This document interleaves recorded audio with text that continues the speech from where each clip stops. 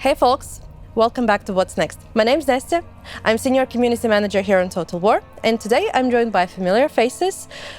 Rich. Hi everyone, yeah, I'm Rich. I'm a lifelong Warhammer fan and been working on the series for quite some time, having a lot of fun. Melcher. Yeah, hello, I'm Milcho. I'm the lead battle designer on Tides of Torment, here to bring you all the news about units and battles and all that cool stuff.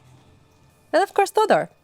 Yeah, hello folks, my name is Todor, I'm the game director of the Warhammer 3 DLC, and I'm really excited to be here today and to be able to talk about Tides of Torment and 7.0.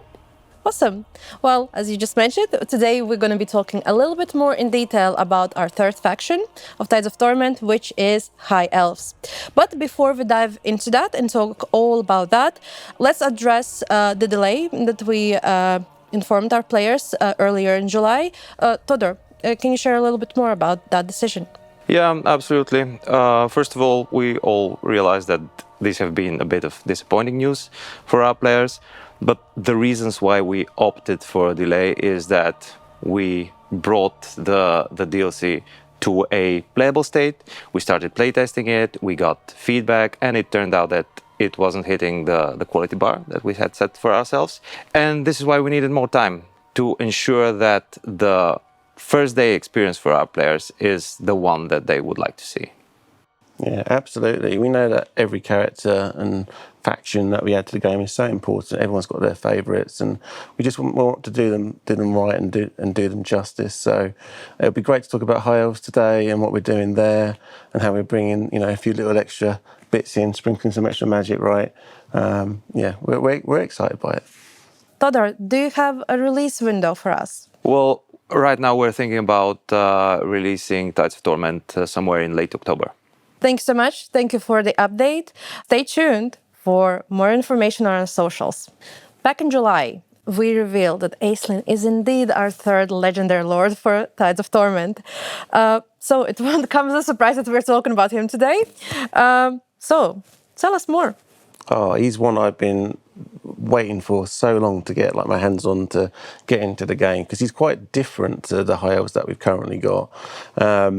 He is the Sea Lord. He kind of commands essentially like the police of the seas, which protects Ulthuan from all the various different invaders. And he rules with very much like an iron fist. He's gonna take people that cause trouble to, well, out the back and sort it out. So he's a tough cookie, and he comes with all sorts of interesting nautical-based bits and pieces, which I know we've been enjoying working on. Yeah, quite a bit. What I really like about Acelin is the fact that he is, efficient, and to the point where he's just being brutal to the enemies of Ulthuan. He's also single-minded and just going after his target, which usually is a real or a perceived threat to the High Elves. And he, on top of that, is a master tactician and a master warrior in his own right. Yeah, but he really does think that the offense is the best defense. Yeah. And preventive strikes on other shores are not something that he is going to be shy of doing, despite of what other High Elves are thinking about it. Yeah, we are trying to represent that in battle as well, where he is going to be one of the good dueler characters, wielding two weapons, one in each hand. But we're also keeping one of his most iconic abilities from the tabletop, where he's able to buff up archers and make a really good use of them and make the enemies suffer from range. He's going to be quite awesome. You would like to take some of that beef to Lockyer, I'm sure. Oh, yes. Especially in the quest battles that he's going to have. Yeah. That's one of the things that we've been adding back into the mix. So as a part of the delay in trying to improve the quality and overall nature of the package, as Milcho said, we wanted to get a little bit more of that narrative in there for each of the characters, and acknowledge what we did on Omens of Destruction, where the focus is now on the Mortal Empires. We're not having content in Realms of Chaos, so we want to allow people to have those kind of points to go after, things, little stories to experience, and culminating, as you say, in what should be quite an epic battle for him. But you don't have to do it. You can also experience the Mortal Empires as you can do at the moment. It's a lovely sandbox experience. Good old sandbox. Awesome. Thank you so much. So in that sense, we just touched upon a little bit on the preference, how players can approach it. When it comes specifically to High Elves, so for the players who haven't played this faction before, what can they expect, and why have you decided to return them to the spotlight in this DLC? It has been a while since we last updated the High Elves, and we felt that really they're in need for some love. And we know also that a lot of our players really want to play them, so adding this bit of cool content along with various updates related to the overall race was something that was very, very meaningful and relevant for us. Along with Acelin, we are updating the entire race by allowing a form of confederation between the factions on Ulthuan and beyond, the High Elven factions. And we are also paying some more attention to some of the fan favorite lords out there, really pushing what we have in game to represent better who they are as a character. Yeah, we really do want to have Teclis be one of the greatest mages out there. Yeah. Sorry, Balthazar. Yeah, we acknowledged the feedback that we had from Omens, in that we didn't touch on maybe all the characters, all the fan favourites out there. So we wanted to make sure that Tyrion and Teclis have a little feature of each, which really kind of resonates with their characteristics. You know, whether that's towards the Tower of Hoeth and magic for Teclis, and for Tyrion being that kind of astute warrior, protective figure again. So there'll be more on that, hopefully, in the near future. But yeah, each of those will get a little bit of love and attention. And as Todor says, a uniting feature now for the High Elves. So if you want to think Great Book of Grudges and how you could combine and confederate the dwarves, well, this is a similar type of deal for the High Elves, which should be really good. Yep.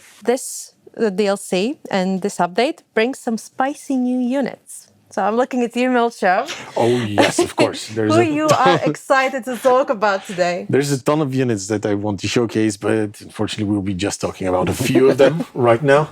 But we are finally bringing the Skycutters to the High Elves roster, and this is one of the most anticipated units out there.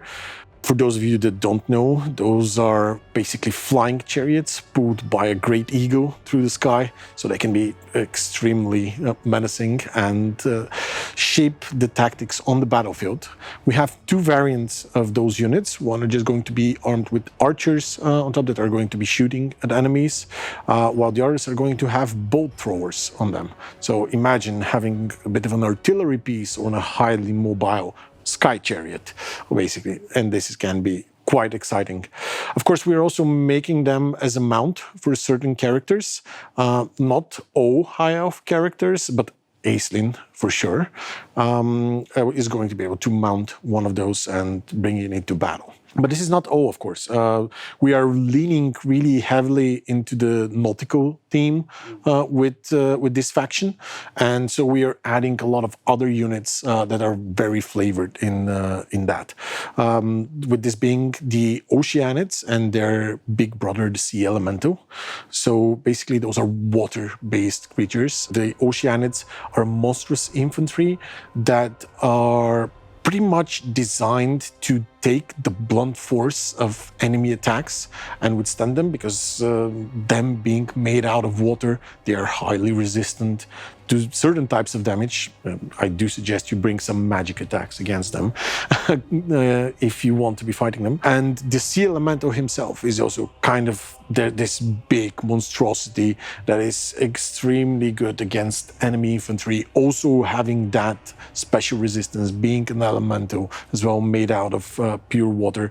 We've made some incredible animations for all of them to make sure that they really stand out on the battlefield, and I really can't wait for you to see them in action, because they can look quite amazing. This is not all. With this being a whole nautical team, and Acelin himself, one of the important features that we wanted to do is to add the new Mist Mage type of hero, which is a hero that brings with him a completely new lore of magic, with that being the lore of mists. Lores in the Warhammer universe can manipulate the winds of magic in different ways. So what you can expect from this lore is to have a bit of a supportive caster that is able to buff up your ranged units specifically quite well, allow your units to move through the shadows, gain stealth, surprise enemies, open up completely new battlefield tactics as you play, while also debilitating some of the enemies. And even summoning a unit of Oceanids out of nowhere just to block an enemy charge or just have them wherever you need on the battlefield. It's going to be a really great new way of playing with Magic with the High Elves. And we are excited for you to see all the effects and how we've managed to make those spells come to life. It's pretty cool, really, like, because High Elves are so associated with Magic, and now they've got their own bespoke lore there to play around with. It should be really cool. And I think when you combine that with the campaign features that we're looking at with Acelin and Commanding the Seas, we really spent a lot of time and effort to try and do a little bit more there. So yes, you will be able to see ships attacking ports from the sea rather than them hopping off onto land and turning into a character. And I think one of the fun things that we were looking at the other day was, to me, it almost felt like an aircraft carrier, because Acelin was jumping off of the sea, flying over there with his sky cutter, besieging a little settlement inland. Yeah, it felt very thematic, shall we say. Yeah, a mist mage mounted on top of a sky cutter, just masking all the other troops that are moving through the ground and attacking the enemies when they're least expecting it. That can be quite an awesome feeling. Mist magic buffing archers stacks nicely with Acelin's ability to buff archers. Yeah, those things can stack quite a lot and provide a very interesting way of dealing with enemies. From far away. I love it. That sounds amazing. I'm really looking forward to Skycutter. That sounds like a chef kisses. With this update, we have revisited some plans for Slaanesh and Norska. But what have you updated, and what else you are working on? We're working on quite a few different things at the moment. For Slaanesh, we're just doing a general pass of things like techs, buildings, all the good stuff that people enjoy and do. We think they're in a pretty good state at the moment, but obviously you at home can tell us otherwise. But we are looking at things around cults and if we can do any improvements there. Again, things around unholy manifestations. So just trying to tighten up what we've got there as the core experience. But we are adding some cool little nuggets to the DLC itself. Yeah, we are adding a new unit to Slaanesh, which is actually going to be Dark Elves that are devoted to Slaanesh, and that's why they have been shunned away from the other Dark Elf factions. And we're talking about the Devotees of Slaanesh. They're going to be a very good anti-infantry unit armed with 2 swords. That are going to be very dangerous on the battlefield. We are also adding a variant that is wielding crossbows as well. So Slaanesh is going to get a bit of a ranged unit variant if they need to. We're also doing a lot of other updates for other factions like Norska. We're doing an update on the monster hunts by adding a bunch of new monsters that you can hunt. And we are changing the way you hunt monsters, and they're now going to be much more regionally specific, depending on if you are somewhere in the desert or up in the mountains or somewhere in the Empire lands. You are going to encounter different types of monsters. And after hunting those big nasties, you are going to receive some interesting trophies that unlock different abilities that you can then use in battle to dominate your enemies. This is not all we're doing for Norska. We do want to have their identity of this faction that goes around the world to pillage. And so, yeah, we're doing updates there.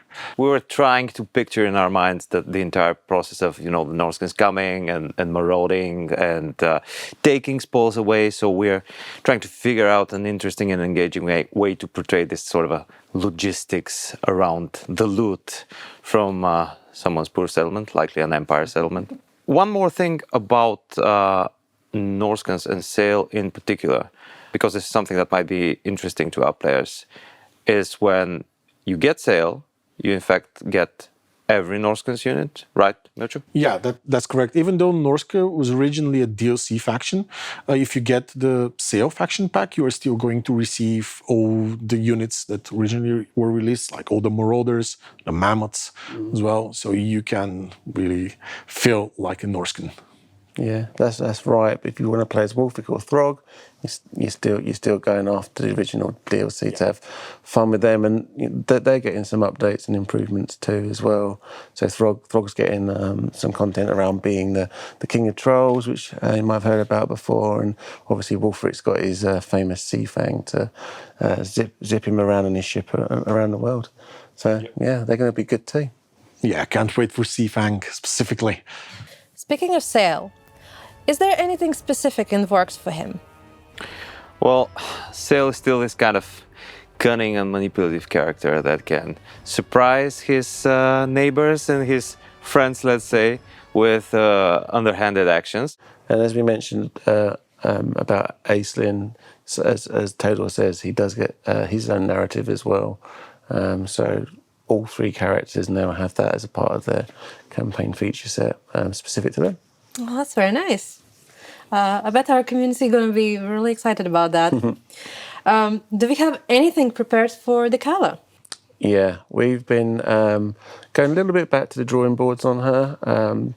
Her experience wasn't quite right, wasn't quite what we wanted. I mean, she's a brutal character. She's wielding 6 swords, so she's there to do business, and she's going to be doing that now through the campaign through a feature around decadence, where her goal is essentially to create these really opulent pleasure palaces, and to do that, she's going to be using the thralls of the regions to sort of help create and build those, whether that's come from her war pits or from her thrall camp. So she's a really tough and brutal kind of a character. Well, windmilling and causing destruction throughout the world, and that's her focus. Yeah, you've already seen some of her animations in battle, and she's really a force to be reckoned with. Yeah. And again, as I said with Sail, she'll have her narrative flow as well, leading up to that. Maybe not everyone is happy with how she does business. Yeah, but the LDR, she means business. And that's it for today. We hope that you are as excited about the new content as we are. High Elves and Acelin, new units, Lore of Mist, and of course updates for all 3 factions. Massive thank you to our developers, Todor, Rich, and Milcho, and of course everyone who is currently watching this at home or maybe on a bus. We, of course, are doing, as you know, live streams, so go check our Twitch and YouTube. You can make sure to go down to the description box below, find all of the information about that. And, of course, while you're there, check out our socials, because if you do that, you will find out everything that there is about upcoming news on 7.0 and, of course, Tides of Torment. Go to the comment section, tell us everything that you are excited about, and of course, show some love to our gang and everyone else who is currently working very, very hard to bring this DLC for you and get it in your hands. Thank you, and bye!